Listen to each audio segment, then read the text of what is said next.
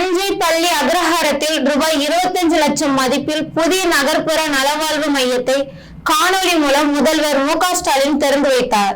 தஞ்சாவூர் மாநகராட்சி பள்ளி அக்ரஹாரம் ஸ்ரீஹரி நகரில் ரூபாய் 25 லட்சம் மதிப்பில் மருத்துவம் மற்றும் மக்கள் நல்வாழ்வுத்துறை சார்பில் புதிய நகர்ப்புற நல்வாழ்வு மையம் கட்டப்பட்டது. இன்று அதன் திறப்பு விழா நடைபெற்றது.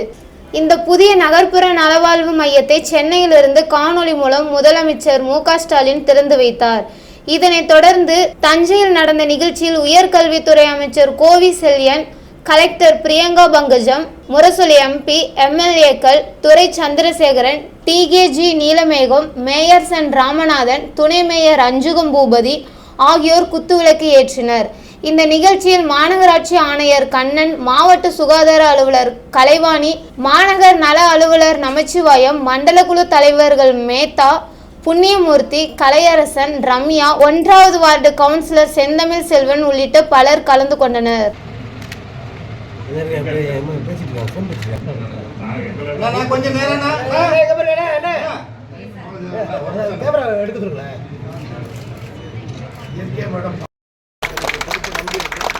மனமார்ந்த ஆதரவு